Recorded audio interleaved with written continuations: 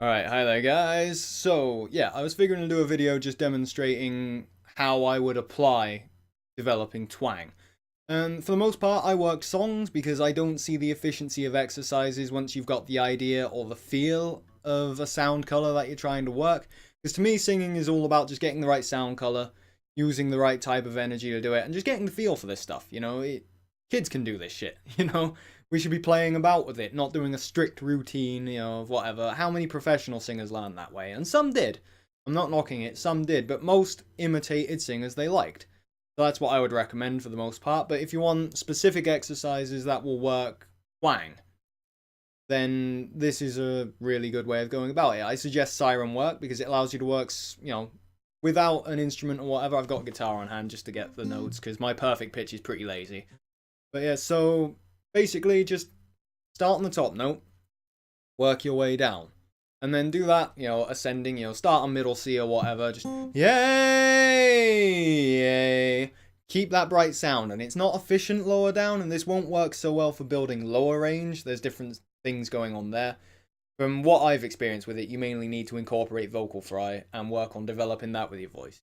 So I can get some pretty crazy low notes, but without a mic set up specifically for it, you're not going to hear them. They're not applicable to a live setting, but, working the vocal fry and gradually working in more and more note, finding vowels that work for you, that works really well for building low range, but really that takes a video by itself. So I'll just demo the exercises. So yeah, I like Siren Work, but doing it from bottom to top, you can see the effects this has had on a lot of vocal coaches that utilize that kind of training. And I don't want to name names, but there's one I can think of, and when he actually sings in the mid-range, it's bloody awful, to put it basically. He cannot belt properly in that range because of the amount of weight he's carrying up there, and it doesn't sound heavy because of it. It doesn't sound powerful. It sounds like he's got an imbalanced voice and he has to drop back to more or less a reinforced falsetto to get the sound to work because he's singing. It's hard to explain.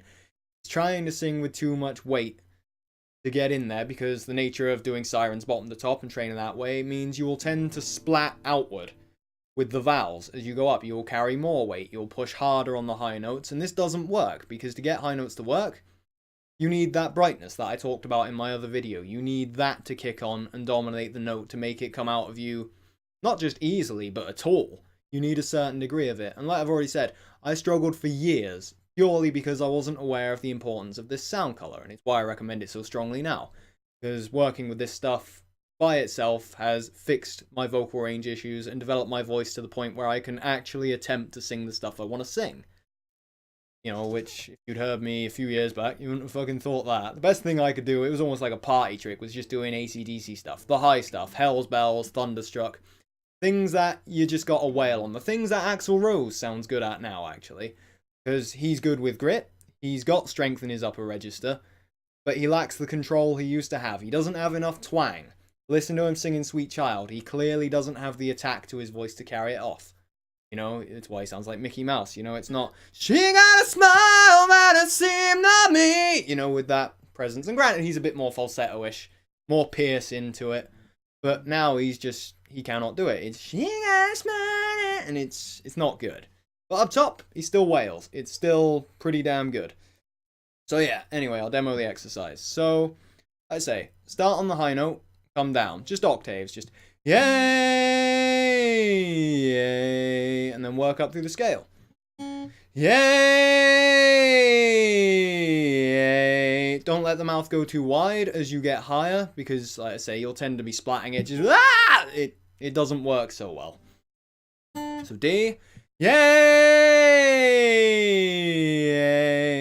Keep that brightness going. Keep it not buzzing. I don't want to say resonance because that gets talked about a lot. And it's a subjective feeling, really. It's not an objective truth in singing. Some people feel resonances in different places. There are general rules you go by, but not an accurate enough thing to train students on, I don't think. So yeah, focus on that twangy sound, that bright quality. Yay!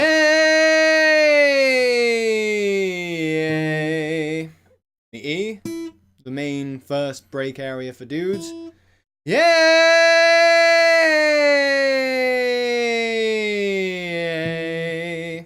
You can hear I was cracking a little bit. Not warmed up.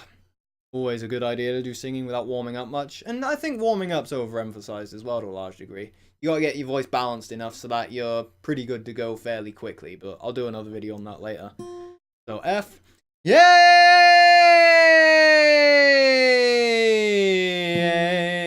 And you will naturally want to move the mouth as you get higher and more intense sounds and stuff. And that's fine, but for the sake of the exercise, practice spreading it wide like a smile. You'll probably see that in me a bit, but I'm not perfect at this stuff, so I may vary a bit, but that's the idea.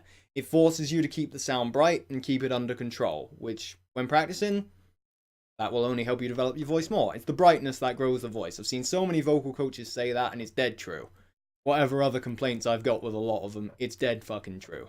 So, F sharp. Yay!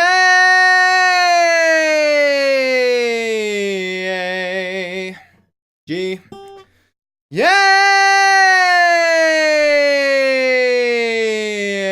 You can really hear the brightness kicking on now. You'll hear it more as I get up through the range.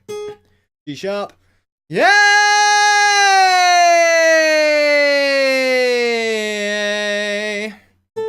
A, and this is where I think most people call it the second break. It's where basically you start having to really trade off into falsetto as you get higher. To some degree or another, it happens in all of us, even those that sound really meaty and really powerful. I think this is the first break for women as well, so again, focus on that twangy quality. Let it carry you up. It's why most blokes I've seen singing, they can sort of push to a G sharp, but it's not consistent, it's rough, and then an A is just impossible. For a lot of people it doesn't happen. It used to be the case for me, not so much anymore, and I'm not brilliant at it, so, you know, don't blame me if it sounds crap.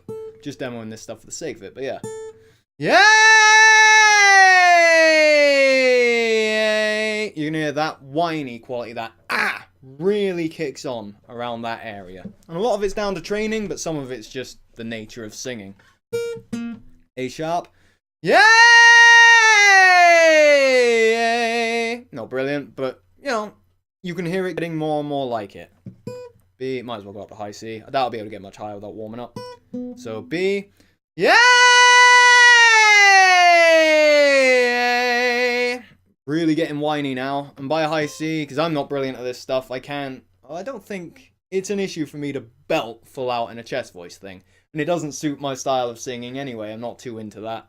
Definitely into the old school rock stuff where it's more, it will lean towards reinforced falsetto by this point. Because it sounds cool.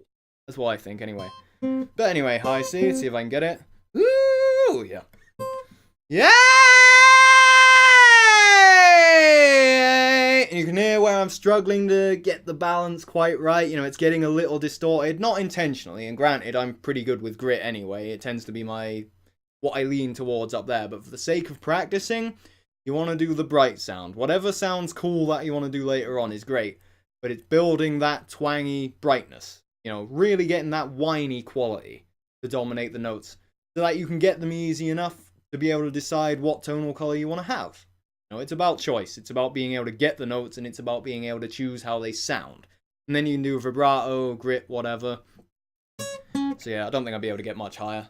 You could already hear it starting to get a bit iffy on that C sharp, and especially in an acoustic setting. It's a bit different when you're going down a mic. I tend to practice with a mic, you know, at quite a loud volume because it makes you less self-conscious, and that's important. You've got to get into this stuff, like I said in the support video. It's about energy, it's about passion. You've got to really mean to do these sounds. Well, I'll give it a quick go. So, woo! Right. Yay! And I find my mouth's getting a little wider, it's getting a little iffy, you can hear it's a bit weird. So yeah, that's high enough for now. But yeah, and another thing I would recommend is for notes that you're really struggling with, because this stuff is a balance, it's important to get it. You need enough twang, but you're not going to get it right off the bat. So an easy way to work towards it is with the reinforced falsetto stuff.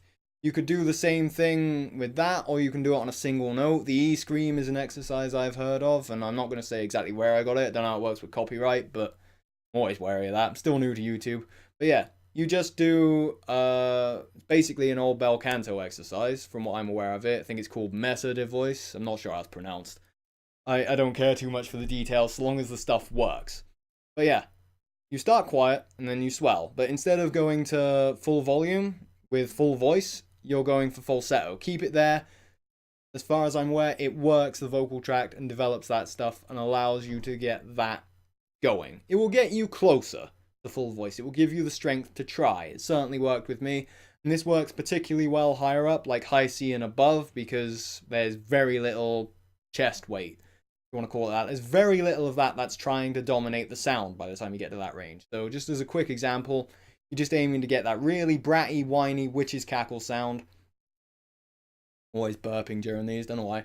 But yeah, so you pick a high note, like high C or above. We'll do D. Woo! It's about a D. And yeah, start pure on an eval, because again, it cuts the weight. Really emphasizes the bright quality. Smile wide, that really helps. You know, not like a forced whatever. You don't want to be like the Joker. But that... Oh, sorry, going again. But that smile really works well for emphasizing those frequencies. It seems to. It works really well for it. Give it a try. If it doesn't work too well for you, don't worry about it. But do the exercise. If you're keen to get these notes working, and you can't attempt them in full voice with the twang stuff, and it will take time to build up, don't worry about that. But just start with this, build towards it. You can use it on any note in the range, but it works especially well higher up. So, you